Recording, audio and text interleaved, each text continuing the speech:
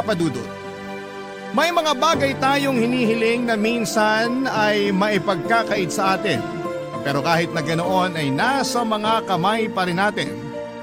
Kung paano natin patatakbuhin ang ating buhay base sa mga biyaya at suliraning ibinibigay sa atin ng may kapal. Ako po si Honey, 40 years old at isang housewife. 15 years na akong kasal sa asawa kong si William. 22 years old ako noong naging boyfriend ko siya, samantalang siya naman ay 27 years old. Nakilala ko si William sa pamamagitan ng pinsan ko, dati silang magkaklase sa kolehiyo, na naging magkaibigan matapos silang makapagtapos. Inireto ako ng pinsan ko kay William at sinubukan niya akong ligawan noon ng ilang buwan. Dahil maganda ang personality nito, ay umaapaw ang kabaitan ni William, Papa Dudut. Kaya naman masasabi ko na napaka-swerte ko. Sinagot ko siya at tumagal ang relasyon namin ng 3 taon bago kami nagpakasal. Naging maganda, Papa Dudut, ang buhay mag-asawa namin ni William. Pareho naming inaalagaan ang isa't isa, kung ano ang pagsasakripisyo at pagmamahal na ibinibigay ng isa sa amin ay binabalik namin ito ng buo at sobra pa. Yun ang naging dahilan kung bakit naging maayos ang samahan namin ng 15 taon. Pero sa kasamaang palad ang kagustuhan naming bumuo ng isang pamilya ay nahirapan kaming tuparin. Hindi kasi kami makabuo-buo. Ilang beses kaming sumubok na magkaanak pero lagi kaming bigo, Papa Dudut. Dumaan ang mga taon, sa ika-10 anibersaryo namin ni William bilang mag-asawa, ay nag-decide kaming tumigil na sa pag-i-expect at tinanggap na lamang namin ang kapalaran namin na hindi na kami magkakaanak pa, Papa Dudut.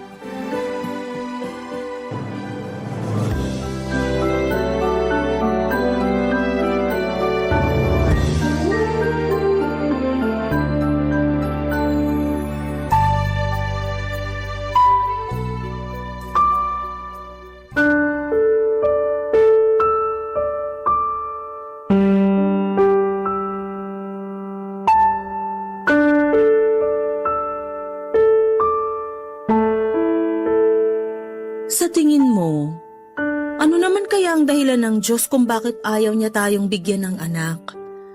Di ba ang gusto niya magparami tayo? Pero bakit may mga taong hirap namang magkaanak? Hindi ko rin alam. Basta ang alam ko, may hirap tong pinagdadaanan natin. May hirap umasa. May hirap ang maghintay. Isa sa mga pangarap ko sa buhay ay yung araw na makita kitang kalong-kalong mo ang anak natin. Pero kung wala talaga, siguro kailangan na lang talaga nating tanggapin kung ano man ang kapalaran natin. Ay,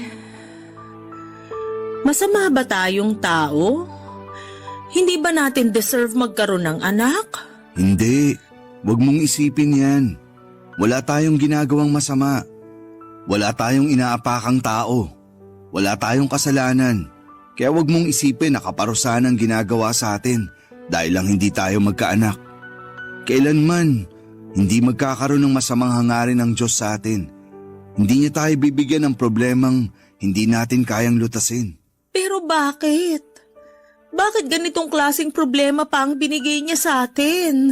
Hindi ko alam pero nakakasiguro ako na may purpose ang Diyos kung bakit hindi niya tayo binigyan ng anak. Anong klaseng purpose naman yun? Lahat tayo ay may kanya-kanyang trabaho sa mundong to. At sa tingin ko, ang trabaho nating mag-asawa ay ang makatulong sa isang batang nangangailangan ng magulang. Anong ibig mong sabihin? Maraming batang walang magulang ngayon na nangangailangan ng mag-aaruga sa kanila. Marami ding mag-asawa ang walang anak katulad natin.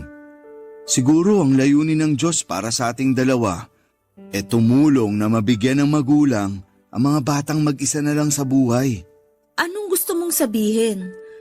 Gusto mo bang mag-ampon tayo ng bata? Oo sana. Yun na lang talaga ang naiisip kong paraan para magkaroon tayo ng anak. Naisip ko na rin yan. Pero nag-aalangan ako dyan eh. Bakit naman? Kasi, paano kung hindi natin magampanan ng maayos yung pagiging magulang natin sa bata? Siyempre iba pa rin yung pagmamahal na ibibigay mo sa totoo mong anak kesa sa anak na alam mong hindi naman galing sa'yo. Hindi naman natin kailangang isipin na anak ng iba yung batang aampunin natin eh. Ituturing natin siya bilang totoong anak. Ituturing natin siya na galing sa atin. Kung sakali mang mag-ampon nga tayo, sasabihin ba natin sa bata ang totoo na ampon siya? Mas maganda yun para sa bata. Sabihin natin ang totoo sa kanya habang bata pa lamang siya. Para sa ganun, hindi na siya magulat kapag nalaman niya ang totoo. Mas mabuti yun na wala tayong itinatagong sikreto sa kanya para magkaroon siya ng tiwala sa atin. Ano, gusto mo bang mag-ampon na lang ng bata? Pwede bang pag-isipan ko muna? Sige, hindi naman to basta-bastang desisyon eh. Pag-isipan mo to ng maigi dahil panghabang buhay na desisyon tong gagawin natin. Kapag ba pumayag ako, paano gagawin natin? May kakilala ako nagtatrabaho sa National Authority for Child Care. Siya ang nagsuggest sa akin na mag-ampon na lang tayo ng bata dahil maraming bata ngayon ang nangangailangan ng kalinga. Tutulungan niya tayong mag-adapt ng bata kung sakali mang pumayag ka na. Sige, bigyan mo ko ng ilang araw para makapag-isip-isip. Habang ginagawa mo yan, paano kung mag-adapt na lang muna tayo ng aso? Gusto mo ba? Aso? Oo, maging fur parent muna tayo para hindi tayo mabigla.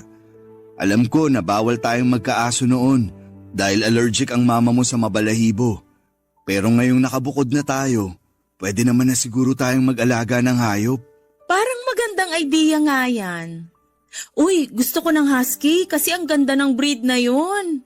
Pero mahal, ang nasa isip ko sana Aspin yung i-adapt natin. Aspin? Oo, yung mga asong Pinoy, yung walang breed. Marami rin kasing aso ang napapabayaan ngayon dahil sa mga taong hindi marunong mag-alaga eh. At least, kapag nakapag-adapt tayo, makakatulong tayo sa mga asong walang nag-aalaga sa kanila. Pwede rin naman yan. Sige, yan na lang muna ang gawin natin. Pumapayag ka? Oo, subukan muna nating mag-alaga ng aso. Salamat, mahal. Matagal ko na talagang gustong magkaroon ng aso. Ganun na nga po ang ginawa namin ni William Papadudut. Nag-adapt muna kami ng aso para maging anak namin. Isa ito sa mga preparasyon na sinubukan namin para hindi kami mabigla sa pagkakaroon ng anak. Chi ang ipinangalan namin sa aso na isang aspin mula sa isang shelter na nag-alaga ng mga stray dog. 1 taong gulang na siya nung nakuha namin ito. Magandang aso si Chi Papadudut. Puti ang kulay nito na may kaunting caramel spots sa batok papunta sa magkabilang tenga. Sobrang cute ni Chi kahit na wala siyang breed. Binaby namin siya at itinuring na parang tunay na anak. Ginastosan namin siya mula sa dog food, grooming, maging laruan at damit ay meron siya. Hindi lang aso para sa amin si Chi kundi parang tao na rin ang naging turing namin sa kanya. Isa sa mga pinakamasayang tao na siguro si William nung dumating sa buhay namin si Chi. Dahil sa kanya ay naramdaman namin ang pagiging buo ng pamilya namin. Lumipas ang mahigit 1 taon ay naisip ko noon na kaya ko nang mag-alaga.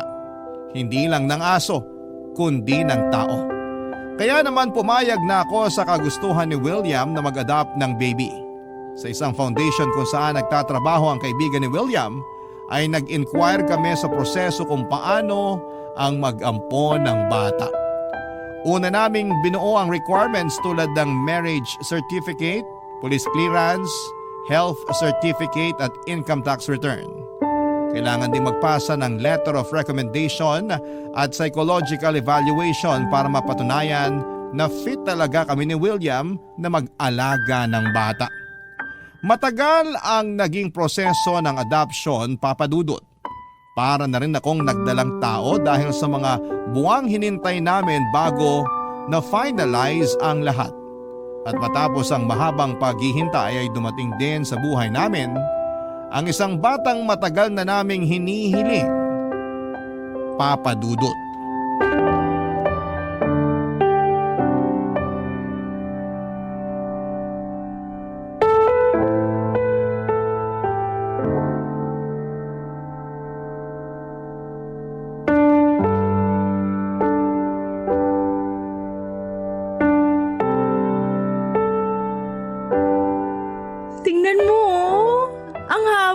pilik mata niya. Oo nga eh. Manipis din ang labi oh. Tsaka medyo matangos ang ilong. Sigurado akong pogi ito kapag lumaki. Katulad ng tatay? Oo naman. San ba siya magmamana kundi sa akin? Ay, sinong mag-aakalang sa wakas magkakaroon din pala tayo ng anak? Sabi nga nila, in God's time. At ito na yun. Ito na yung oras na inilaan ng Diyos para maging magulang tayo. Uy, hello, Chi! Excited ka na rin bang makita tong kapatid mo? Halika rito.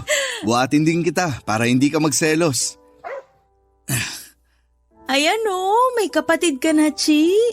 Meet baby Liam. Oh, huwag masyadong excited. Antayin muna nating lumaki si baby bago maglaro, ha? Oh, sige na, doon ka na muna. Paano pala yung sinasabi nilang home visit? Akala ko ba tapos na yon? May mga social worker pa rin na bibisita sa bahay natin para i-check yung status natin kasama yung bata. Kung tama yung pagkakaalala ko, tatagal ata yun ng 6 months. So sa susunod na 6 na buwan, oobserbahan tayo ng mga social worker? Oo, ganun na nga. Kailangan nilang masigurado na safe yung bata sa atin. Tapos kapag pumasa tayo, kapag nasiguro nila na kaya nating bigyan ng maayos na buhay si baby, saka na nila ifa-finalize lahat. Dadaan siya sa korte para maging legal na nating anak si Liam. Ang haba naman pala talaga ng proseso ng pag-aampon. Mas maganda na yun para masigurado. Para na rin hindi tayo magkaroon ng problema sa hinaharap. Ang kailangan lang nating gawin ay patunayan na deserving tayo na maging magulang ni Liam. Tsaka may notes din pala sila tungkol dito sa bahay, di ba? Ah, oo. Kailangan daw maging childproof tong bahay para sa safety ni baby. So kailangan nating mag-ayos para maging child-friendly dito sa bahay. Ako nang bahala dyan. Pinaghandaan ko talaga yan. Ako rin. Excited na akong ayusin yung kwarto ng anak natin. Sabay natin ayusin tong bahay para sa bagong pamilya natin. Salamat, mahal. Kahit natagalan tayong makabuo ng pamilya, hindi ka nawalan ng pag-asa. Sabi nga nila, di ba? Na kapag gusto, maraming paraan. Sandali, diyan ka lang. Pipicturan kita. O sige, ito ang magiging first picture namin ni Baby Liam. Ready? 1, 2, 3, smile! Ayan! Mag-selfie ka rin para may family photo tayo.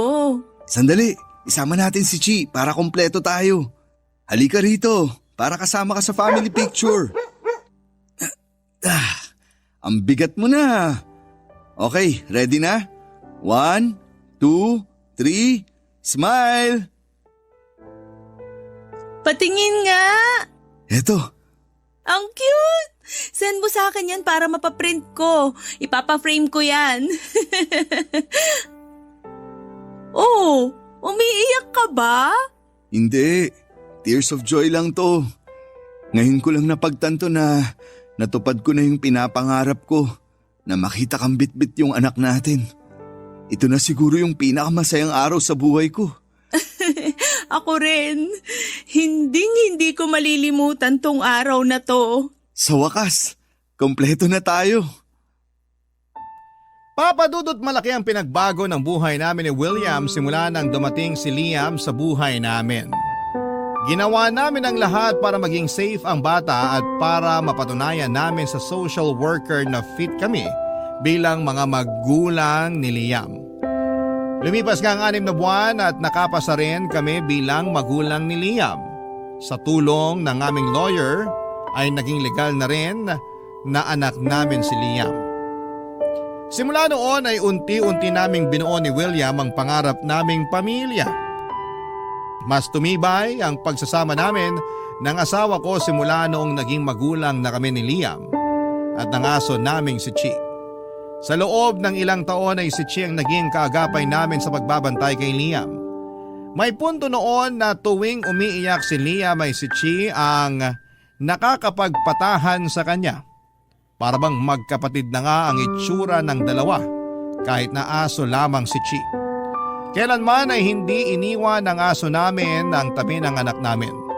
Bilang kapalit sa pagiging loyal ni Chi sa amin ay ibinibigay namin sa kanya ang lahat ng gusto niya. Kung gaano ang pagmamahal at pag-aalaga na ginagawa namin kay Liam ay ganon din ang pinaparamdam namin kay Chi.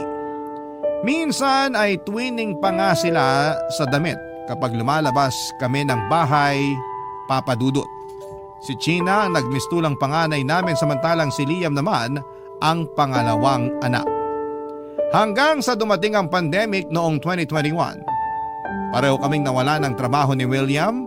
Sa loob ng mahigit 1 taon ay umasa lamang kami sa emergency fund naming dalawa habang naka-lockdown ng buong Pilipinas. At nung lumuwag ang restriction ay sa halip na maghanap ulit ng trabaho, ay naisipan namin mag-asawa na umuwi na lamang sa probinsya at doon ay pagpatuloy ang masayang buhay namin. Papa Dudut. Barangay Love Stories. Barangay Love Stories.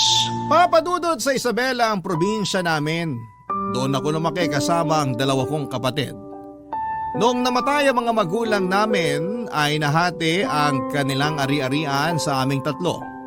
Sa akin napunta ang family house namin samantalang naghati naman ang 2 ko pang kapatid sa sakahan na pagmamay-ari ng pamilya namin. Habang bubuo ako ng pamilya noon sa Maynila ay iniwan ko muna sa pangangalaga ng kapatid kong si Kuya Nestor ang family house namin. Simula noon na siya na ang tumira doon kasama ang sarili nitong pamilya. Samantalang isa ko pang kapatid ay ibinenta ang lupang nakapangalan sa kanya para gamitin ang pera sa pag-abroad nito. Papadudot ang buhay nila Kuya Nestor ay malayong malayo sa buhay naming mag-asawa. May 9 silang anak at tanging si Kuya lamang ang nagtatrabaho sa kanilang pamilya bilang construction worker. Isang kahig isang tuka na maituturing ang kanilang buhay. May pagkakataon noon na sa akin umuutang si Kuya Nestor at bilang wala naman akong pinagkakagastosan noon ay pinapahiram ko sila ng pera hanggang sa nagpatong-patong na lamang ang utang nila sa akin. Ako rin ang nagpaaral sa pangalawa nilang anak na hindi rin nakapagtapos dahil mas pinili nitong sumama sa barkada. Nung umuwi kami sa Isabela ay masaya kaming sinalubong ng pamilya ni Kuya Nestor. Pero ang tuwang nararamdaman nila ay napalitan ng pag-aalinlangan. Noong nalaman nila ang balitang doon na kami titira ng sarili kong pamilya, Papa Dudut.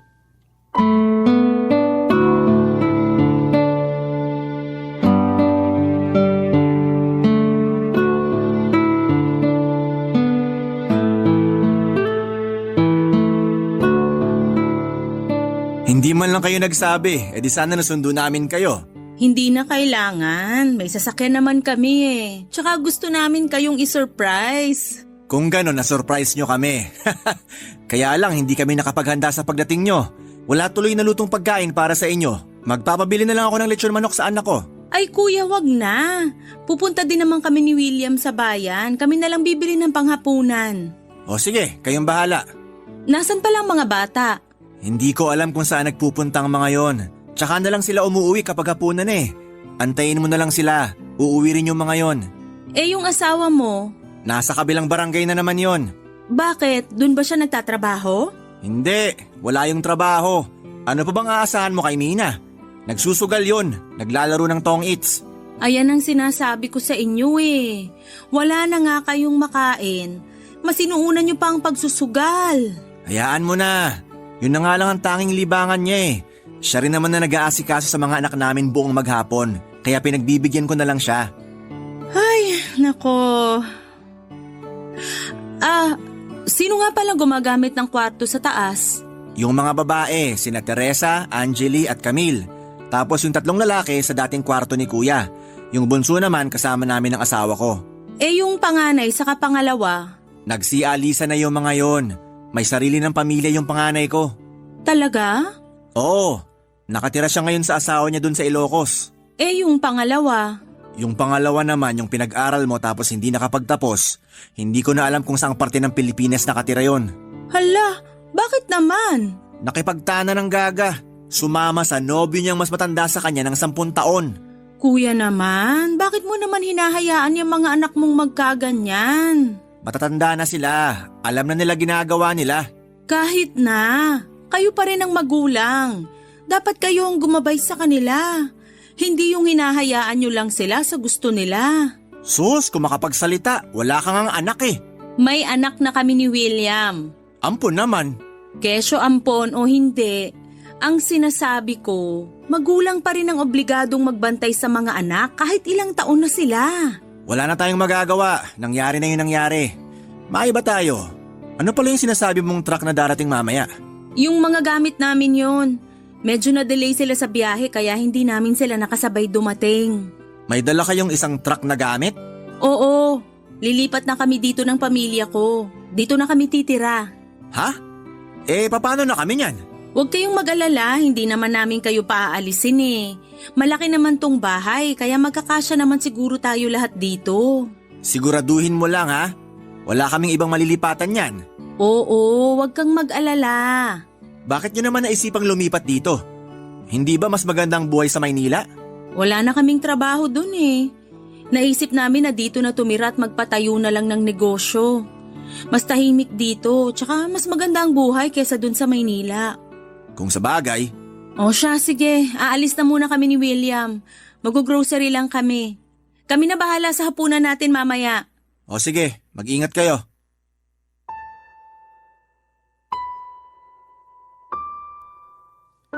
Pagkarating namin sa probinsya ay agad naming inayos ang plano naming pagpapatayo ng sarili naming convenience store.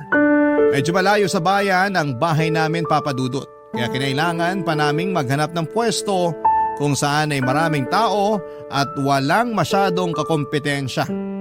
Kasabay nito ay agad ding naghanap ng trabaho si William. Dahil maganda naman ang work experience nito ay mabilis siyang nakuha sa trabaho. Samantala mas pinili ko namang maging stay-at-home mom na lamang para mabantayan sina Liam at Chi sa bahay. Dahil malaki-laki naman ang family house namin, ay hinayaan ko na lamang ang pamilya nila Kuya Nestor na manatili doon. Sa mga unang buwan ng pagsasama ng dalawang pamilya namin sa isang bahay ay naging maayos naman ang dynamics namin. Mabilis kaming nakapag-adjust sa buhay sa probinsya. Pero kalaunan ay unti-unti kong napapansin ang mga hindi magagandang ugali ng pamilya nila Kuya Nestor. Ang mga anak ni Kuya na pawang teenager ay lagi noong nag-aaya ng barkada sa bahay para mag-inuman. May sarili kasi kaming garahe kaya malawak ang pwesto nila para mag-inom. Hinayaan ko lamang ito noong una hanggang sa ginabi-gabi na nila ang pag-iinom kahit na may pasok sila kinabukasan. Sa kabilang banda naman, ang mga babaeng anak ni Kuya ay nagdadala ng lalaki sa bahay at doon sila naglalampungan. Hindi ito nakikita ng mga magulang nila dahil nasa trabaho si Kuya Nestor samantalang laging nasa sugala naman ang asawa nito.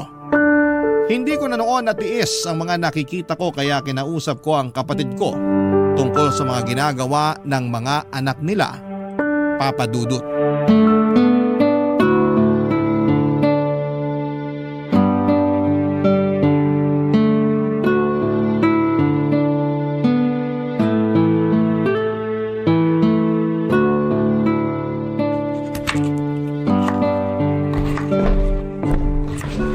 Oh, honey, ano yung ginagawa mo?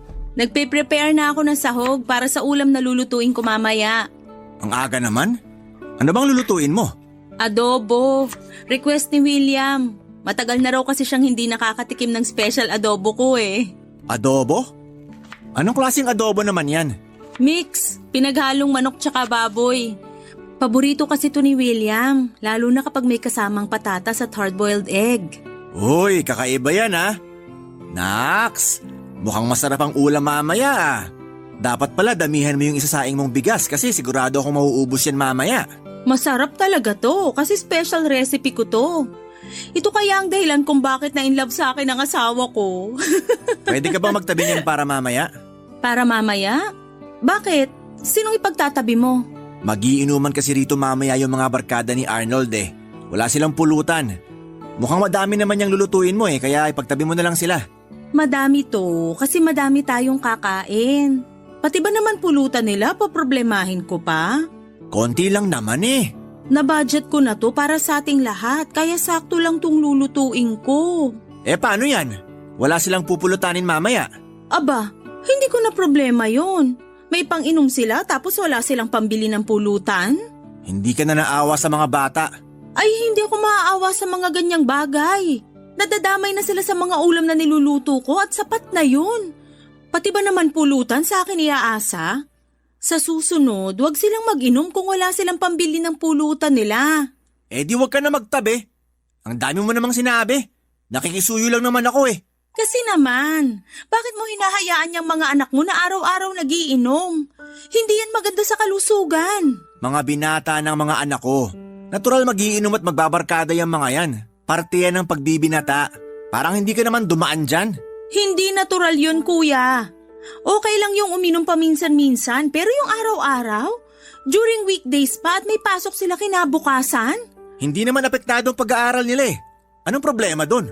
Ang problema doon, bukod sa maaga nilang tinutusta ang mga atay nila, gastos yung ginagawa nila. Sa halip na yung pera na pambili ng alak, ibili sa mga importanteng bagay, di sana nakakatipid pa kayo ng asawa mo. Bakit mo ba pinoproblema yan? Eh hindi naman ikaw ang gumagastos sa pang-inom nila. Pulutan nga, ayaw mo magbigay eh. Tapos nangingialam ka pa dyan? Hindi ko sila pakikialaman kung hindi ako nadadamay. Kung walang-wala kayo, kanino ba kayo humihiram ng pera? Hindi ba sa akin? Ngayon, isusumbat mo na yung pagpapahiram mo ng pera sa akin. Hindi ko sinusumbat yon. Gusto ko lang ipunto na ayusin niyo yung mga priority niyo sa buhay. Tingnan mo nga anong oras na. Nasaan yung asawa mo? Nandun pa rin sa sugalan. Alam mo may pagka-intermitida ka rin eh. Huwag mong pakialaman tong pamilya ko. Hindi ko naman pinapakialaman ng pamilya mo ah. Hindi nga, pero para sa ikabubuti niyo naman tong ginagawa ko. Nasa iisang bahay tayo, kaya kailangan tayong magtulungan. Tulungan mo na lang ako kapag nagpapatulong ako sa'yo. Pero kapag hindi ko kailangan ng tulong mo, manahimik ka na lang. Grabe ka, kuya. Ikaw yung grabe. Magluto ka na nga lang dyan. Papadudot, nakakalungkot na minasama ni Kuya Nestor ang pagbibigay payo ko sa kanya. Sa tingin ko ay may karapatan naman akong pagsabihan sila dahil una, ako ang may-ari ng bahay na tinutuluyan nila at pangalawa ay kapakanan lang din naman ng pamilya niya ang concern ko. Pero kahit na napagsabihan na ay wala pa rin nagbago sa mga hindi magagandang asal nila, Papadudot. Sa katunayan ay mas lumala pa nga ito na para bang sinasadya nila ang mga ginagawa nila. May pagkakataon noon na nagpapasaring na sa amin ang asawa ni Kuya Nestor. Ang pinakaayaw daw niya sa lahat ay ang mga taong pakialamera. Sinabihan naman ako ng asawa ko na hayaan na lamang sila pero hindi ako ganon, Papadudot. Ayokong tinatapakan ako ng ibang tao kaya noong sumobra na ang mga pagpaparinig na ginawa ng hipag ko ay sinagot ko na siya. Nauwi ito sa awayan ng dalawang pamilya sa puntong hindi na kami nagpapansinan noon kahit na nasa isang bahay lamang kami. May hangganan ng pasensya ng bawat tao, Papadudot. At kahit pa gaano kabait ang isang tao ay nauubos din ang pangunawa nito. At gano'n na nga ang nangyari sa akin. Nang minsang nagkaroon ulit ng inuman, ang mga pamangkin ko sa bahay namin ay biglang nagkaroon ng gulo. 2:00 na noon ng madaling araw noong nagising ako sa mga sigawan nila sa baba. Nang tignan ko kung saan nanggagaling ang komosyon ay nagulat ako noong nakipagbatuhan na ng gamit ang isa sa mga anak ni Kuya Nestor. Sinubukan ko silang awatin at muntik na rin akong madisgrasya noong isang malaking bato ang lumipad papunta sa direksyon ko. Mabilis naman akong nakailag pero natamaan ang sasakyan namin. Nagalit si William sa mga nangyari at sila naman ni Kuya Nestor ang nagkaalitan. Matapos nitong kampihan ng kanyang mga anak.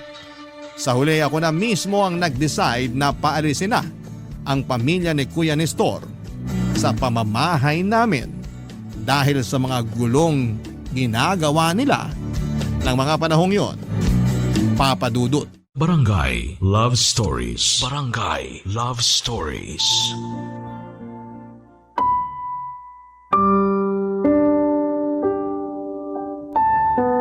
Papa Dudut, hindi nagustuhan ni Kuya Nestor ang ginawa ko sa pamilya niya. Sobra na kasi noon ang mga nangyayari sa puntong nadadamay na ang tahimik naming pamilya. Kaya kahit ayoko man ay mas pinili kong paalisin na lamang sila para sa kabubuti ng sarili kong pamilya. Pero dahil sa ginawa ko ay nagtanim ng sama ng loob sa akin ang sarili kong kapatid. Pati na rin ang buong pamilya nito. Ganun pa man ay wala na silang magagawa dahil sa akin nakapangalan ang family house namin, Papa Dudut. May sariling lupa naman talaga si Kuya Nestor pero matagal na nila itong naibenta para mabayaran ang mga utang ng kanyang asawa sa pagsusugal. Pagkatapos nilang umalis sa bahay ay nangupahan sila malapit sa construction site kung saan nagtatrabaho si Kuya. Minsan tuwing nalalasing ang kapatid ko ay nagpupunta siya sa bahay para magwala. Kapag nangyayari yon, ay agad akong tumatawag ng barangay para hindi na mag-escalate pa ang gulo. Natatakot din kasi ako para sa kapakanan ng anak ko na noon ay bata pa. Hindi nga nagtagal ay tumigil din naman si Kuya Nestor sa panggugulo niya sa amin. Pero kahit na ganoon ay hindi natigil ang mga pasaring na ginagawa nila sa social media. Pinapalabas nila na wala akong awa at kaya ko raw tinalikuran ang sarili kong kadugo. Hinayaan na lang namin ni William yon dahil alam naman ng lahat ang ugali ng kanilang pamilya. Dumaan ang ilang buwan ay bumalik sa tahimik ang buhay namin ng pamilya namin.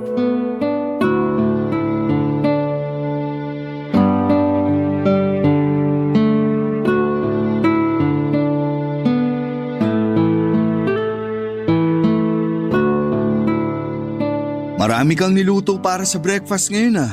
Maaga akong nagising kaya naglinis ako ng ref. Niluto ko na yung mga pagkaing malapit ng mapanis. Bakit tayo nagkaroon ng sobrang pagkain? Di ba nga twice tayong kumain sa labas this week? Tapos nag-attend pa tayo ng birthday kahapon. Ay, oo nga. Naaalala ko na naman yung nangyari kahapon. Bakit? Di ba nga nagpang-abot tayo nila Nestor? Hindi ko alam na imbitado rin pala sila sa birthday. Kababata kasi namin yung naghanda kaya malamang imbitado kaming dalawa. Pero hayaan mo na yun. Ang mahalaga wala namang masamang nangyari. Anong wala? Todo nga kung magparinig yung asawa niya kahapon. Hindi naman ako apektado dun. Tsaka alam naman ang lahat yung nangyari kaya hindi niya tayo masisira sa mga parinig niya. Kung sa bagay nga naman. Pero nakapag-usap kayo ng kapatid mo, di ba? Oo, kinamusta ko siya. Ano namang sinabi? Wala naman. Okay lang naman daw sila. May trabaho na yung asawa niya tapos nasa construction pa rin daw siya. Kahit papano, nakakasurvive naman daw sila sa pang-araw-araw nila. Hindi na ba siya galit sa'yo? Siguro may konting tampo pa rin. Pero hindi ko naman ramdam na galit pa rin siya sa akin. Mabuti naman kung ganun. Yung store pala, kumusta na? Nakahanap ka na ba ng dagdag na bantay doon? Oo, nagsimula na siya kahapon. Bali, 3 na sila lahat doon. Dadaan ako mamaya sa store pagkatapos ng trabaho ko para ma-check ko sila. Nga pala, lalabas kami mamaya nila Liam. Papagupitan ko yung buhok niya tapos ipapasyal ko na rin sila ni Chi sa playground pagkatapos. O sige, kailangan mo ba yung sasakyan para iwan ko na lang? Hindi, wag na. Gamitin mo na lang. Magko-commute na lang kami mamaya. Okay, sige. Teka, nasan pala si Chi? Hindi ko pa yun nakikita. Nandyan lang siguro yan. Baka nasa likod, naglalaro na naman. Chi! Halika na, kumain ka na rin. Wala eh. Sabi na may mali eh. Kasi kapag ganitong breakfast, nandito na yun na umaaligid. Sandali nga. Chi! Check mo nga dyan sa likod, dyan sa may labahan. Chi! Chi! Wala eh. Wala siya dito. Wala? Hala, sa taas kaya? Wala siya doon. Doon ako galing eh. Hindi ko siya napansin doon bago ako bumaba. Sandali, check ko muna sa harap, baka nandun siya.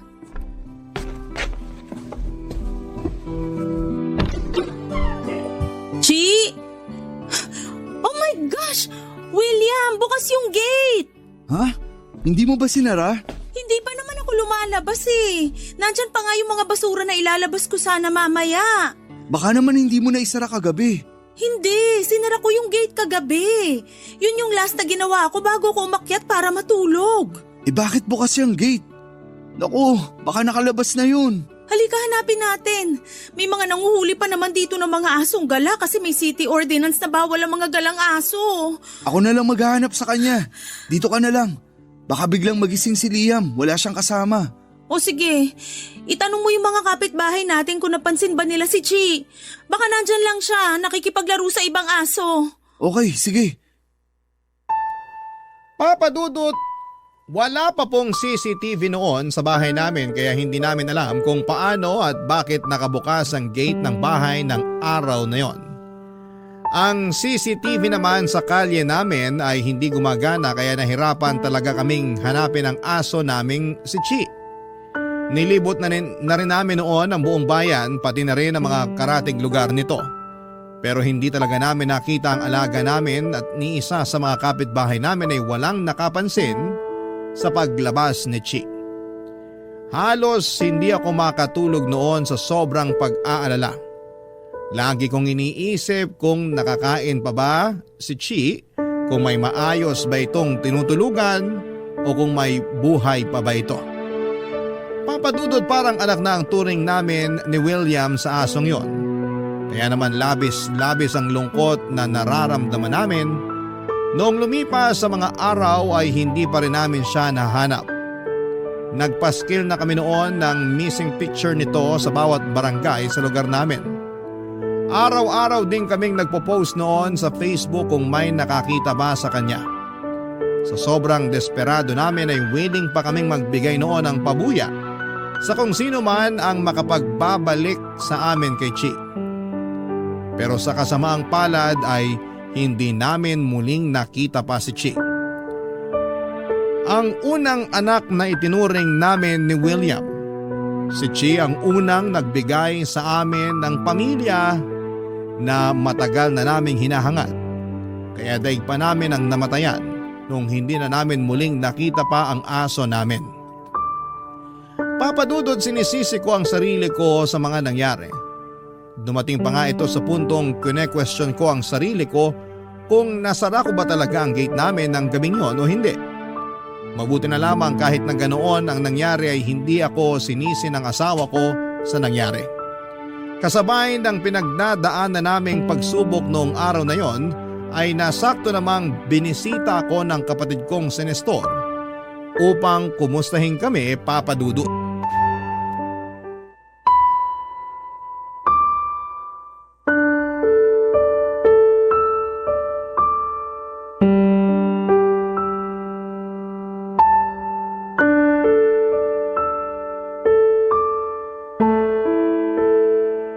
Mahal, bitawan mo muna yung cellphone mo para makakain ka na. Sandali, chinecheck ko lang kung may nag-message sa akin sa Facebook. Baka kasi may nakakita na kay Chi. Hindi na natin makikita pa si Chi. Huwag ka namang sumuko agad. Matalinong aso si Chi.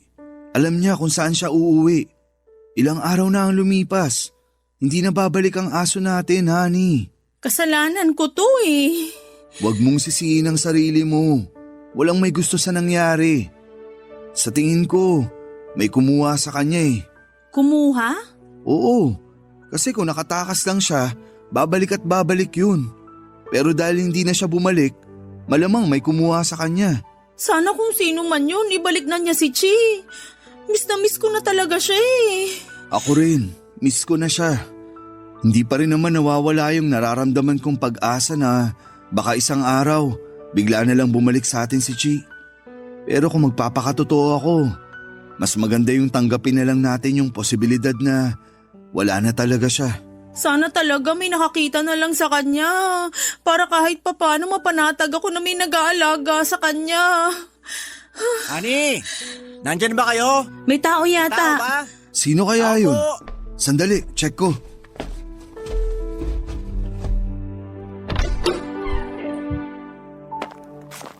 Bayaw, nandyan ba si Honey? Nestor, ikaw pala. Oo, nandito siya. Bakit? Anong kailangan mo? May ibibigay lang akong ulam. Birthday ng anak ko Napadaming niluto namin kaya naisipan ko na bigyan kayo ng pagkain. Talaga ba? Sige, halika. Pumasok ka. Salamat.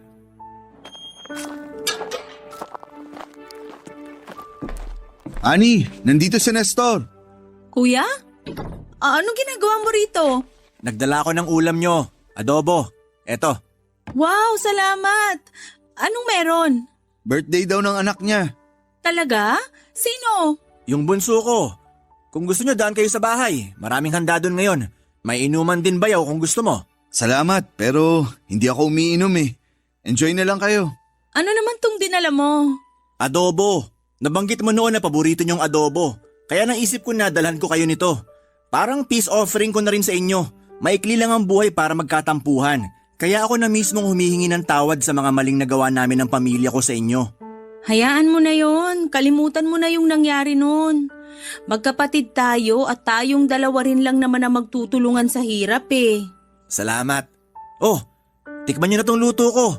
Gusto kong malaman kung pasado ba sa panlasa nyong gawa ko. O sige nga, anong klaseng adobo ba to? Hulaan nyo kung ano. Bayaw, tikman mo rin. O sige. Anong klaseng karne to? Medyo mabuto siya tsaka parang medyo makunat. Sorry ha. Huwag ka ma-offend. Makunat ba? Karne ba to ng kambing? Masarap naman siya. Masarap ba? Hindi yan kambing. Hindi kambing? Ano to? Parang hindi naman to baboy o baka Aso. Adobong aso yung kinakain nyo. Ano? Aso to? Pinakain mo kami ng aso? Hindi lang yan basta aso. Yan yung pinakamamahal nyong aso. Nawawala yung aso nyo, di ba? Ayan, nahanap nyo na siya. Anong sabi mo? Oh my gosh! Lintik lang ang walang ganti. Sinira niyong pamilya ko. Dahil sa inyo, lagi kami nag-aaway ng asawa ko. Kaya ito ang bawi ko sa inyo. Gago ka!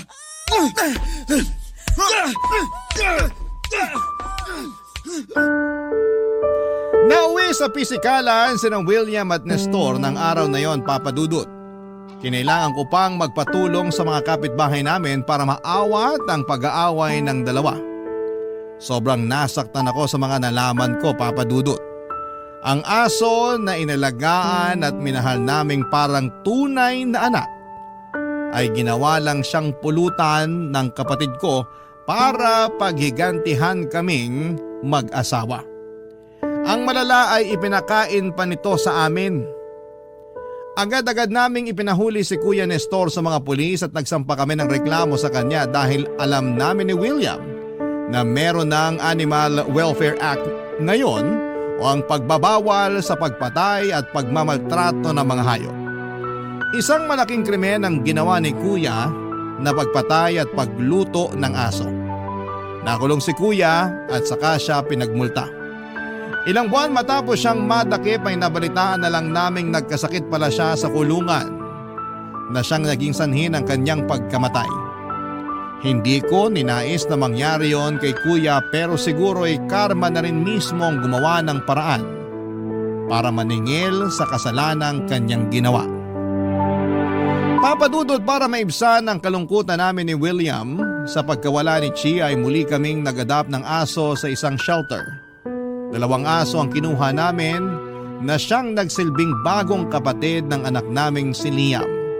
Pagkatapos nito ay lumipat kami ng tirahan matapos ang nangyari para makalayo na kami sa pamilya ni Kuya Nestor. Ibinenta namin ang family house na nakapangalan sa akin at nagpatayo kami ng bago. Ngayon ay maayos at tahimik na ulit ang buhay namin, Papa Dudut. Nagsimula na mag-aral si Liam at masaya kami na habang bata pa siya ay nagsisimula na siyang matuto kung paano mahalin at respetuhin ang mga hayop sa kanyang paligid. Ito na po ang katapusan ng kwento ko at sana ay magsilbing aral sa bawat nakikinig ang nangyari sa aking kuya. Maraming salamat po sa inyo, ang inyong forever kapuso at kabarangay, Honey. Dear Papa Dudut, lahat daw tayo ay pwedeng magkamali at dahil walang perpektong tao, dapat daw na palagi tayong marunong magpatawad. Pero hindi lahat ng kasalanan o pagkukulang ay madaling kalimutan. Lalo na kung nag-iwan ito ng malalim na sugat sa mga puso natin. Magandang tanghali po sa inyong lahat at sa lahat ng kabarangay natin na nakikinig ngayon. Itago niyo na lamang po ako sa pangalang Alain, 27 years old at nagtatrabaho sa isang insurance company dito sa Mandaluyong. Matagal na akong listener ng Barangay LS 97.1 at halos araw-araw ako nakatutok talaga at nakikinig sa inyo lalo na sa ganitong katanghalian. Kaya naman kayo rin po talagang naisip ko na kwentuhan at hinga ng payo tungkol sa bagay na gumugulo sa isipan ko. Lumaki nga pala ako sa isang simple pero hindi ko masasabing tahimik na pamumuhay. Kasama ko ang mga magulang ko sa bahay namin at madalas ko silang naririnig o nakikita na nag-aaway. Marami silang mga bagay na pinag-aawayan pero pinakamadalas ay ang pambababae ng tatay ko, Papa Dudut.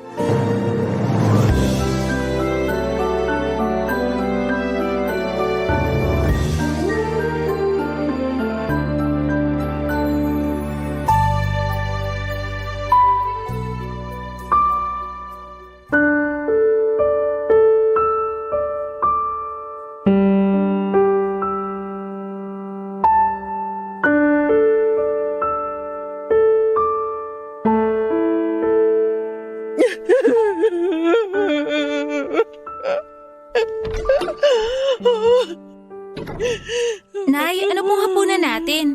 Nagugutom na po kasi ako, tsaka... Nay? Umiiyak po ba kayo? Nay, ano po nangyari? Bakit po kayo umiiyak?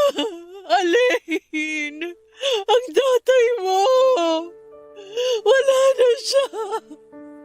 Umalis na siya! Iniwan niya na tayo! Ano pong ibig niyong sabihin na iniwan niya na tayo? Umalis siya kanina at dinala niya na mga gamit niya. Ha? Pero bakit po yung ginawa ni tatay? Dahil ang sabi niya, buntis na raw ang kabit niya at kailangan niya ng panagutan yung babae na yon. May kabit na naman po si tatay? Oo, Alain. Matagal ko nang alam yon at hindi ko lang sinabi sa'yo kasi ayokong masira ang atensyon mo sa pag-aaral. Matagal nang gustong makipaghiwalay sa akin ang tatay mo pero nakiusap lang ako sa kanya na huwag niya tayong iwanan. Na okay lang sa akin kahit may kabit siya. Basta uuwi pa rin siya dito sa bahay natin. Sabi ko naman po sa inyo dati pa eh. Na kung hindi na kayo masaya kay tatay, okay lang po sa akin na maghiwalay na kayo. Pero bakit naman po pumayag pa kayo na lokohin niya kayo ng paulit-ulit? Dahil ayoko kang masira ang pamilya na to. Hindi mo ba naiintindihan yun? Gusto kong manatili tayong buo sa bahay na to. Kahit alam niyo na hindi na kayo mahal ni tatay? Oo! Ayos lang sa akin ang lahat basta magkakasama tayo. Ayos lang talaga sa akin. Kaya hindi ko maintindihan kung bakit kailangan pa tayong iwan ang tatay mo. Tanggap ko naman kahit nalaman kong buntis na ang kabit niya. Sinabi ko sa kanya na ayos lang kahit... Nay, naririnig niyo po ba yung sinasabi niyo? Ayos lang po talaga sa inyo kahit nabuntis ni tatay ang kabit niya? Wala na po ba talaga kayo natitirang respeto para sa sarili niyo? Hindi mo kasi ako naiintindihan, Alain. Nay, mahal ko rin naman po si tatay. Pero hindi na po talaga tama ang ginagawa niya sa inyo. Kaya wala na rin ako nakikitang dahilan para mahalin at irespeto ko pa siya bilang tatay ko. Huwag mo gang sabihin yan! Tatay mo pa rin siya! Kung marunong siya magpakatatay, hindi siya aalis ng bahay na to. Hindi niya kayo lolokohin. At hindi siya magkakaroon ng anak sa ibang babae. Kaya gumising na po sana kayo. Huwag niyo na pong iyakan ng isang walang kwentang tao na gaya niya. Hindi ko kaya.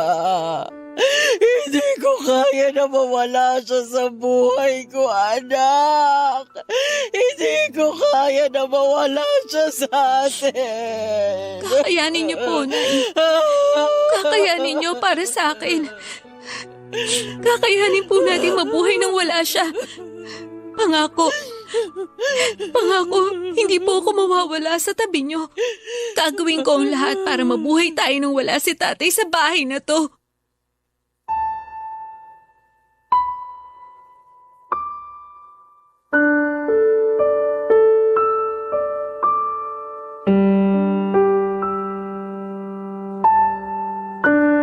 Papadudot, hindi yun ang unang beses na ng babae si tatay, pero yun ang unang beses na iniwan niya kami para sa ibang babae. Sobrang nasaktan ako noon para kay nanay kasi saksi ako sa ilang taon na pagtitiis at ilang beses na pagpapatawad na ginawa niya kay tatay. Bata pa lamang ako ay naririnig ko ng ilang beses nang nahuli ni nanay ang mga kalokohan ni tatay, Papadudot, pero pinapatawad niya pa rin ito. Ang sabi niya pa noon ay ginagawa niya yon para sa akin kasi ayaw niyang lumaki ako sa isang wasak na pamilya. Mula nang umalis si tatay sa bahay namin ay hindi na siya muling bumalik pa.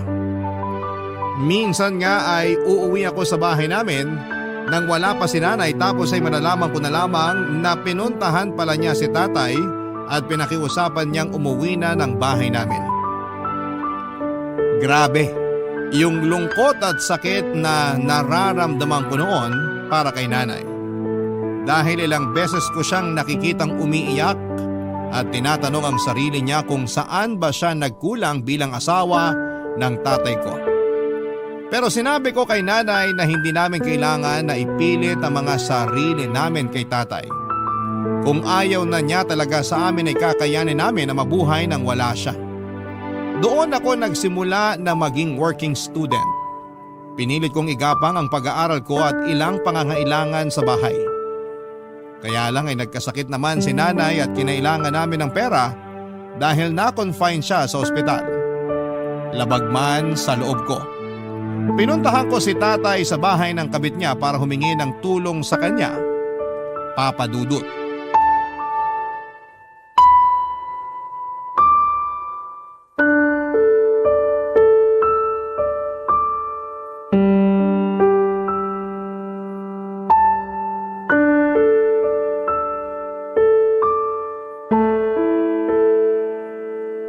Tao po! Tao po! Tay, nandito po ba kayo? Tao po! Oh, Aling, anong ginagawa mo dito? Tay, gusto ko po kasi kayo makausap. Paano mo nalaman kung saan ako nakatira? Nakita ko po sa maliit na notebook ni nanay na palagi niyang dala kapag umaalis siya ng bahay. Bakit ka ba nandito? Kailangan ko po kayo makausap, Tay. Umalis ka na, dahil wala naman tayong dapat pag-usapan. Kailangan ko po ng tulong niyo, Tay. Nasa ospital po si nanay at kailangan na maoperahan siya agad. Hindi ako doktor, kaya bakit ako pinuntahan mo? Dahil kailangan ko po ng pera at hihingi po sana ako ng tulong sa inyo. Pasensya na pero wala akong pera, kaya makakaalis ka na. Tay, nakikiusap ako. Huwag niyo muna akong pagsaraduhan ng pinto. Sinabi ko na nga na wala kang mapapala sa akin, di ba? Kaya umalis ka na, Aling! Tay, hindi ko naman po talaga gustong pumunta dito sa bahay niyo eh. Ayun naman pala eh! Bakit ayaw mo pang umalis? Baka maabutan ka pa ng… Ano? Ng kabit mo? Umalis ka na! Hindi talaga kita matutulungan dahil marami rin kaming gastusin dito sa bahay. Tay, nakikiusap po ko. Wala na po kasi talaga akong ibang malapitan. Pero wala nga akong kahit na anong tulong na maibibigay sa'yo. Buntis sa kinakasama ko. Kaya gipit din kami sa pera ngayon. Gipit? Talaga? O sadyang wala ka na lang talagang pakialam kay nanay? Tay, baka nakakalimutan niyo na mag-asawa pa rin kayo ni nanay. Nag-usap na kami ng nanay mo. At alam niyang wala na akong responsibilidad sa kanya dahil tapos na ang lahat sa aming dalawa. Kasama po ba ako sa sinasabi niyong responsibilidad? Kahit hanggang ngayon at kahit kailan, hindi na magbabago na anak mo pa rin ako. Bakit hindi kayo makasagot?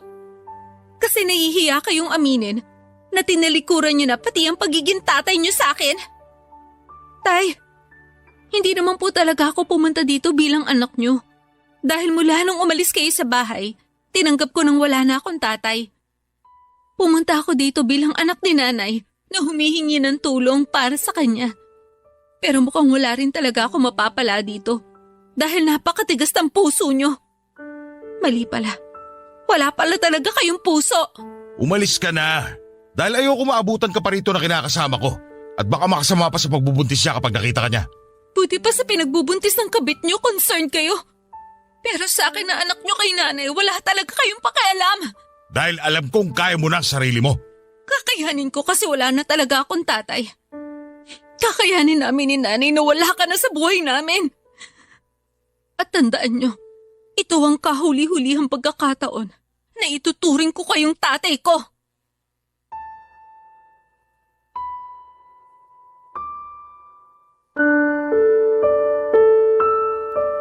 Papadudot nang sabihin ng doktor noon na kailangan na maoperahan si nanay sa lalong madaling panahon ay hindi na ako masyadong nakapag-isip noon. Pumunta na kaagad ako kay tatay para humingi ng tulong para sa kanya. Alam ko kung saan siya nakatira noon kasama ang kabit niya dahil nakita ko na nakasulat yon sa maliit na notebook ni nanay noon. Naisip ko na kahit papaano ay magiging concern pa rin si tatay kay nanay dahil mag-asawa pa rin sila sa papel. Ilang taon din silang nagsama at minahal siya ng sobra ng nanay ko. Kahit na iniwan na niya kami, alam ko na hindi niya hahayaan na may masamang mangyari kay nanay. Pero nagkamali ako sa akala ko dahil naging napakatigas ng puso ng tatay ko. At kahit na anong pakiusap o pagmamakaawa ang gawin ko noon, ay talagang tiniis ako ni tatay na hindi tulungan sa panggastos para sa operasyon ni nanay. Papadudot hindi ako makapaniwala na wala na talagang natira ni katiting na pagmamahal si tatay para kay nanay. Mabuti na lamang at nahingan ko ng tulong noon ang isa kong kaklase at pinahiram niya ako ng pera para sa operasyon ng nanay ko ng mga panahong kailangan namin ng tulong. Papadudot. Barangay Love Stories. Barangay Love Stories. Papadudot yung araw na humingi ako ng tulong kay tatay para kay nanay ay ang araw na kailanman ay hindi ko makakalimutan sa tanang buhay ko. Sa ilang taon na pagsasama ng mga magulang ko noon ay walang ibang ginawa si nanay kung hindi ang mahalin si tatay. Kahit nagtatrabaho si tatay ay tumatanggap pa rin ng labada noon si nanay para may ambag siya sa panggastos sa bahay. Hindi rin kasi buo ang ibinibigay ni tatay na sahod noon kay nanay. Nasa kalahati lang o minsan nga ay mas maliit pa doon. Palaging sinasabi ni tatay na marami silang ginagastos sa trabaho o binabayaran na utang. Ayun pala ginagastos niya yon sa kabit niyang ibinahay niya, Papadudot. At pagkatapos niya akong hindi tulungan na maoperahan si nanay ay tinatako na talaga sa isipan ko na patay na ang tatay ko. Naging maayos naman si nanay pagkatapos ng kanyang operasyon at mula noon ay naging mas porsigido ako sa pagtatrabaho at pag-aaral. Dahil hindi ko na pinayagan si nanay na tumanggap ng labada, nagdagdag ako ng oras sa part-time job ko para mapagkasya ang sinasahod ko sa lahat ng mga gastusin namin. Pilit kong pinagkakasya ang oras ko sa trabaho, pag-aaral at konting pahinga, Papadudot.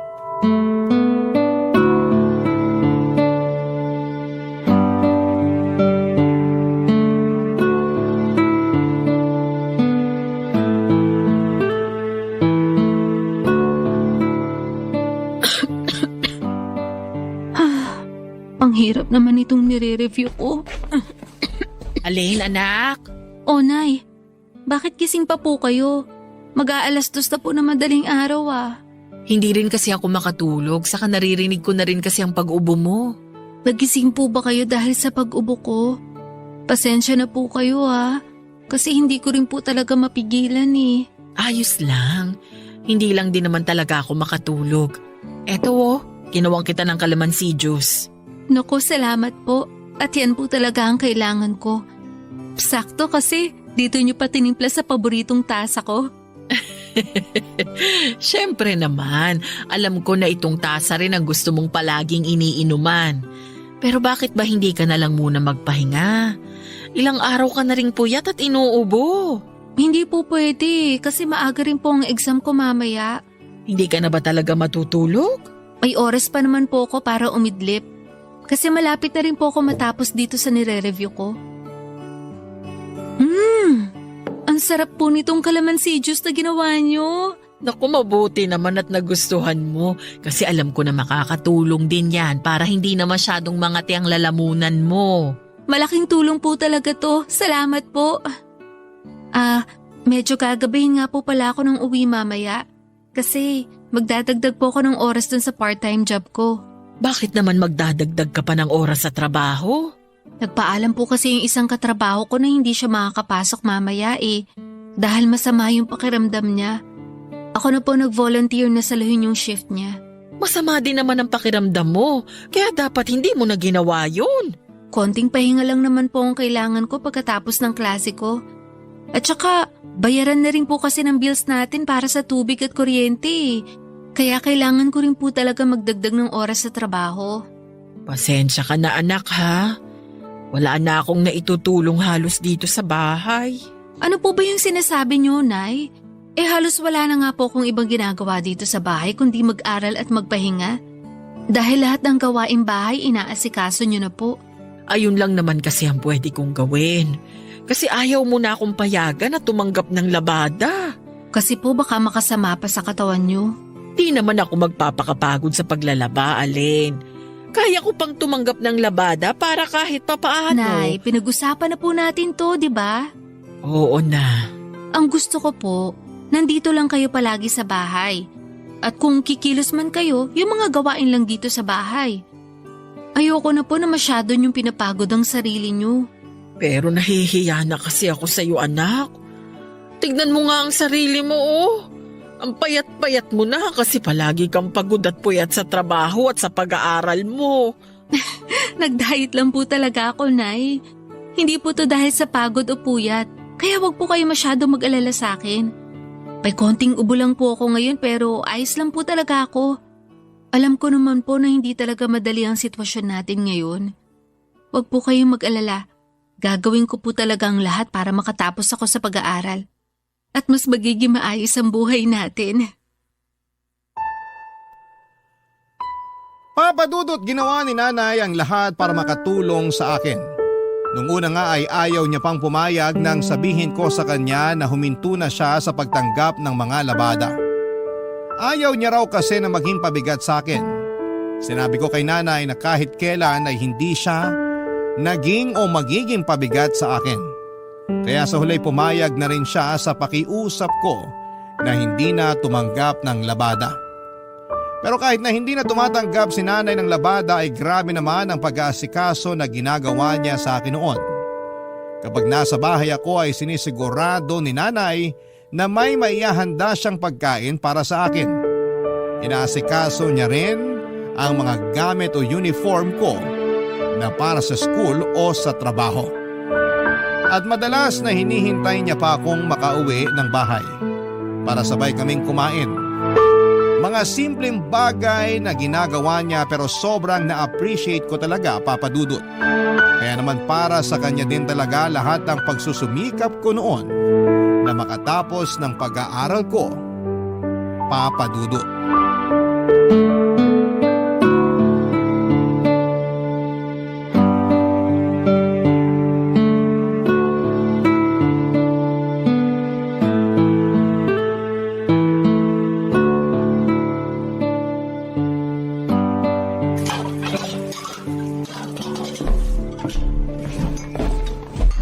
Alin, tulungan na kita dyan sa pagliligpit mo.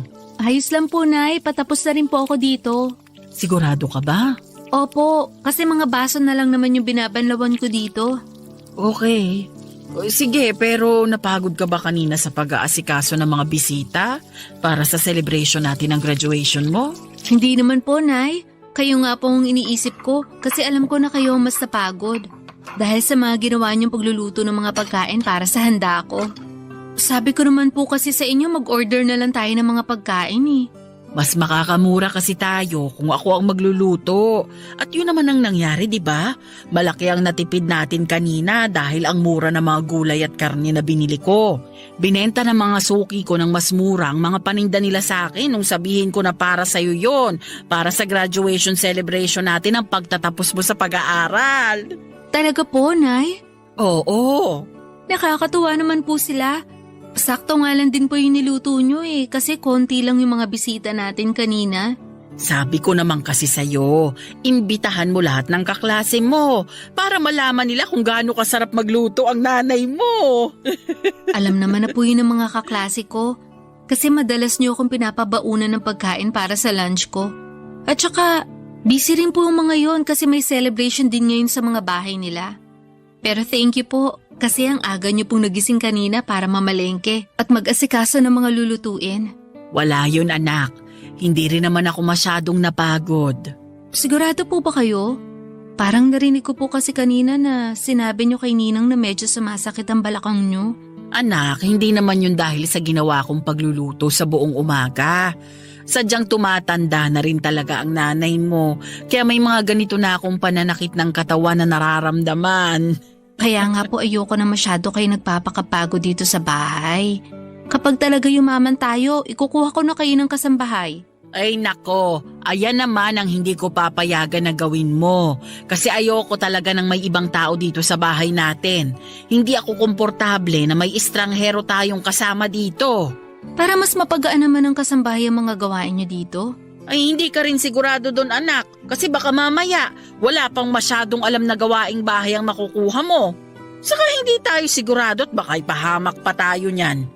Alam mo naman ang panahon ngayon, nagkalat ang mga mapagpanggap at masasamang tao. Ang dami kayang nababalita sa TV at radyo ngayon na mga kasambahay mismo nila ang nagnanakaw o gumagawa ng masama sa mga amo nila. Siyempre hindi po kukuha ng hindi mapagkakatiwalaan ng kasambahay.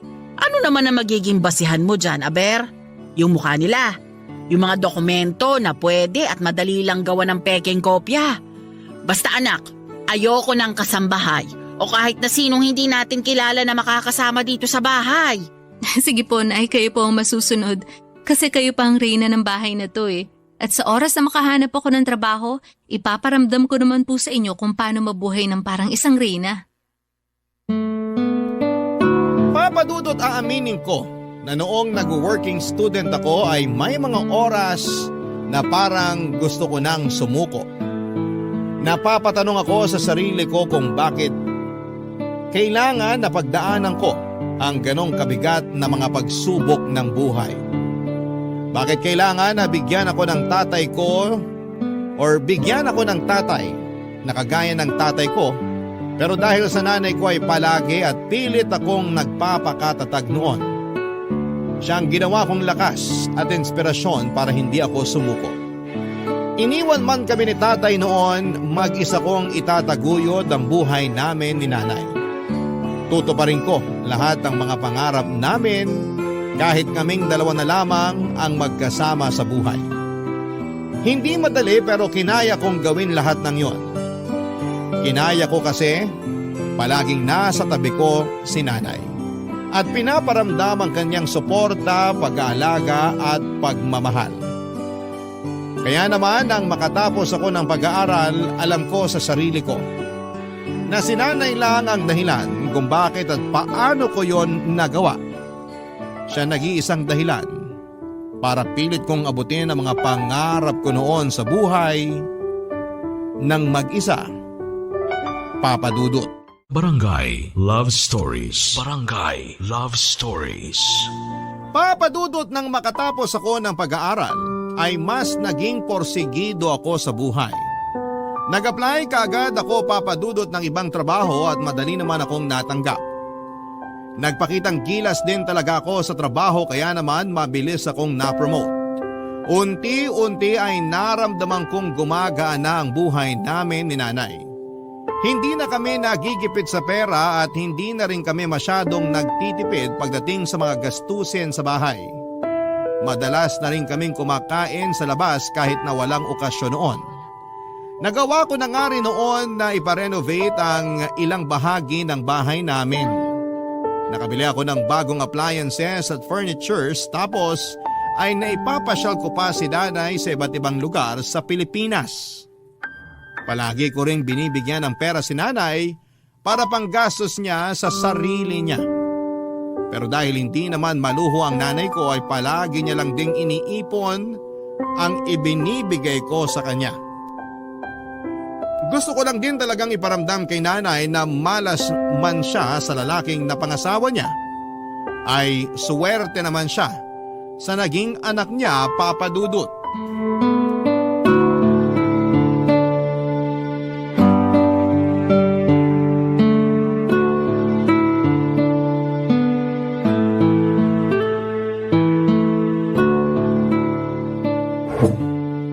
Ang ganda naman ng tasa na to. May nakadrawing pa talaga na sunflower sa gitna. Sana meron din akong ganitong tasa. Nay, nasa kusina po ba kayo? Nagugutom na rin po kasi ako kaya... Sino ka? Ay, hello po. Good evening po, Ate Aline. Sino ka at bakit kilala mo ko? Ako po si Abigail. Kapatid niyo po ako. Kapatid? Ano ba yung sinasabi mo? Tsaka ano ba yung ginagawa mo dito sa loob ng bahay namin? At sino nagpapasok sa'yo dito? Abigail, anak? Uy, Alain! Alain, nakauwi ka na pala. Tay! Tita! Buti po nakauwi na kayo. Sakto! Kasi nandito na rin po si Ate Aline. Tay, siya po yung ate ko, di ba po?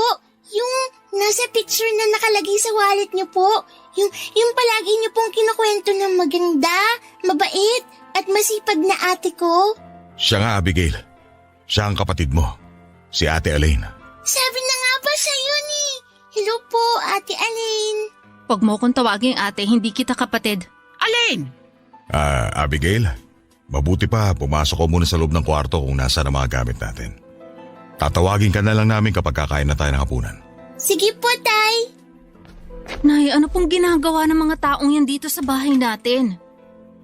Nakiusap kasi ang tatay mo na kung pwedeng dumito muna sila ni Abigail.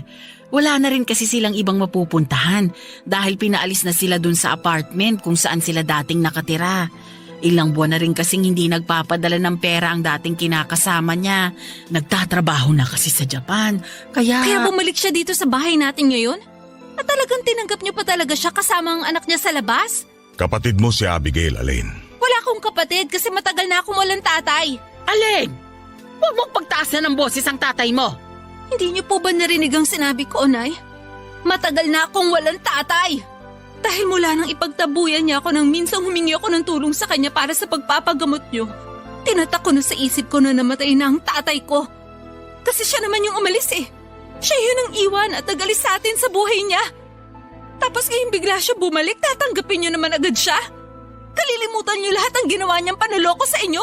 Aalisan niyo na naman ang respeto ang sarili niyo. Magpapakatanga na naman kayo sa lalaking yan. Bahay ko pa rin ito at ako pa rin ang masusunod sa bahay na to. Kaya sa ayaw at sa gusto mo, dito muna titira ang tatay at kapatid mo. Papa Dudut, pakiramdam ko ay parang bumalik bigla lahat ng galit sa puso ko nang muli kong makita si tatay sa loob ng pamamahay namin. Bumalik bigla sa isipan ko yung pang-iiwan na ginawa niya kay nanay at pagtataboy sa akin noong humingi ako ng tulong sa kanya. Naramdaman ko ulit ang sama ng loob sa kanya dahil sa paulit-ulit na pangangaliwa niya kay nanay. Gustong gusto ko talaga siyang paalasin noon pero hindi ko magawa kasi si nanay na mismo ang nagpatuloy sa kanya sa bahay namin. Papadudot sa ilang taon na pilit kong ginapang ang pag-aaral ko at buhay namin ni nanay nakatatak sa isipan ko na patay na si tatay. Dahil alam ko naman na noon na wala na akong kahit na anong aasahan mula sa kanya. Inalis niya kami sa buhay niya kaya dapat na rin namin siyang alisin sa buhay namin. Yung mga plano ko noon ay para sa aming dalawa na lamang ni nanay. Hindi na kasama doon si tatay kaya mabigat para sa akin na muli siyang makasama sa isang bahay kasama pa ang bunga ng kasalanang ginawa niya sa pamilya namin. Papa Dudut.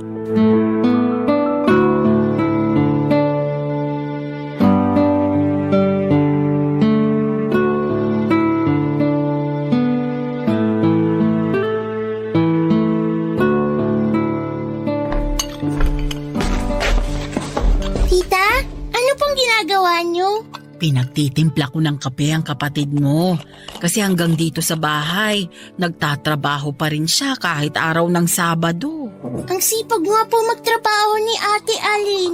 Palagi na lang siyang nakaharap sa laptop niya. Pero, alam niyo po, ang ganda talaga ng tasa na to. Nagustuhan mo ba yan? Opo, ang cute kasi ng sunflower na nakadrawing dito sa tasa. Paboritong tasa yan ng ate mo. Talaga po? Oo, ito yung madalas na gusto niyang paglagyan ng mga tinitimpla ko sa kanyang inumin. Regalo ko rin sa kanya ito noong 15th birthday niya. At mula noon, ito na yung naging paboritong tasa niya. Kaya po pala parang espesyal sa kanyang tasa na yan. Ganun na nga, pero huwag kang mag-alala. Ibibili rin kita ng ganyan kapag may nakita na ako sa palengke. Yay! Thank you po, tita. Pero, okay lang po ba kung ako nang magdala ng kape ni Ate Aline sa kanya?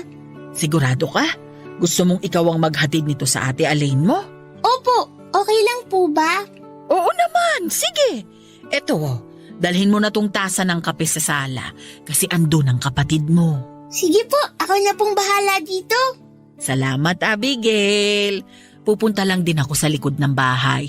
Tutulungan ko ang tatay mo sa paglilinis doon. Dadalhin ko na rin po tong tasa ng kape ni Ate Aline.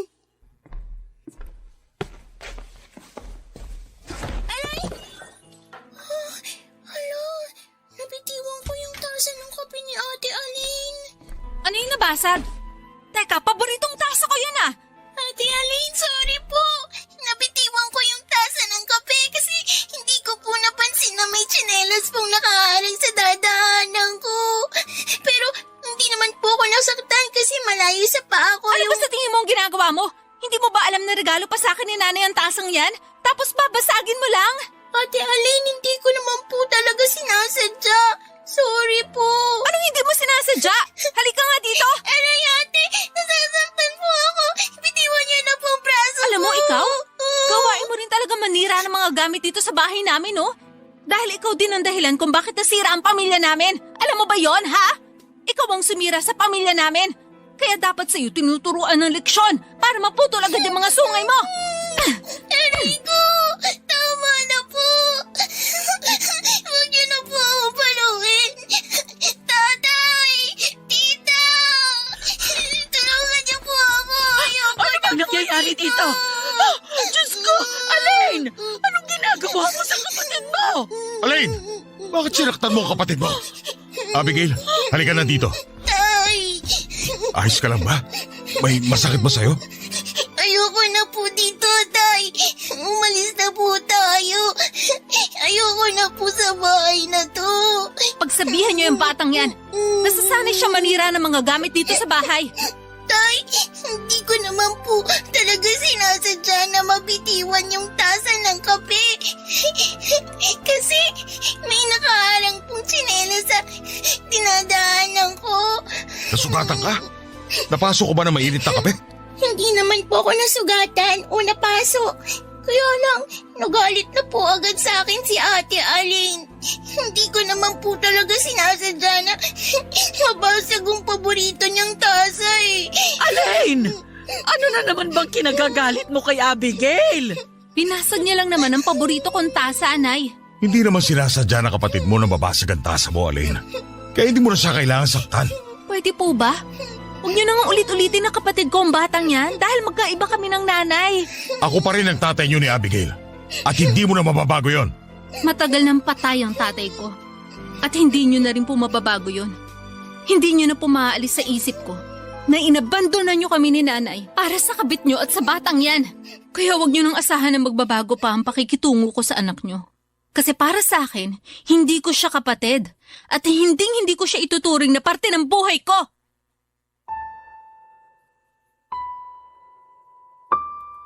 Papa Dudut, tutol talaga ako sa muling pagbabalik ni tatay sa bahay namin tapos ay sinama niya pa ang anak niya sa kabit niya.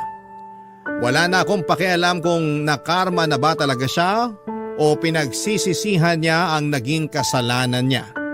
Dahil ilang taon siyang walang naging pakialam sa amin.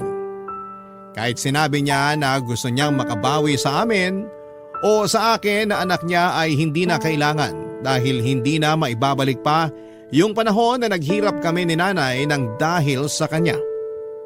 Matagal na pong patay si tatay para sa akin. Kaya wala na akong balak noon na makipag-ayos pa sa kanya. Maayos na kasi ang buhay namin ni nanay at hindi ko alam kung bakit kailangan niya pang pabalikin si tatay sa buhay namin. Pero kahit magkasama kami sa isang bahay ay hindi ko sila gaanong kinikibo ng anak niya. Walang dahilan para kausapin ko pa sila ng anak niya. Kaya naiinis ako kay nanay kapag nakikita ko na inaasikaso niya ang mga ito. Nung una nga ay pareho pa si tatay at Abigail na nasa bahay lang pero dahil sa pagpaparinig sa mga gastusin sa bahay ay muling nagtrabaho si tatay bilang barker sa malapit na sakayan ng jeep. Napakabigat din ang loob ko noon kay Abigail dahil siya ang bunga ng pagkakasalang nagawa ni tatay kay nanay. Alam ko na walang kasalanan ng bata pero hindi ko pa rin maalis ang bigat na nararamdaman ko para sa kanya. Hanggang ngayon ay nasa bahay pa rin namin sina tatay at Abigail at aaminin ko sa inyo Papa Dudut na hindi pa rin maayos ang pakikitungo ko sa kanila. Hindi nyo naman ako masisisi kung maging ganito ako sa kanila dahil sa mga pinagdaanan ko sa buhay. Nakakapagod, magalit, magdabog at magparinig. Pero hindi ko mapigilan ang sarili ko. Hindi ko mapigilan dahil ilang taon akong nahirapan ng dahil sa kapabayaan ni tatay sa amin noon. At sa totoo lang, hindi ko alam kung hanggang kailan ako magiging ganito. Ano bang dapat kong gawin? Dapat na ba akong magpatawad at kalimutan lahat ng kasalanan ni tatay? O dapat na umalis na lamang ako sa bahay namin para mabigyan ko ng peace of mind ang sarili ko? Hanggang dito na lamang po ang sulat ko at umaasa ako na makarinig ako ng payo mula sa inyo at sa mga kabarangay natin. Ang inyong forever kapuso at kabarangay, Alain.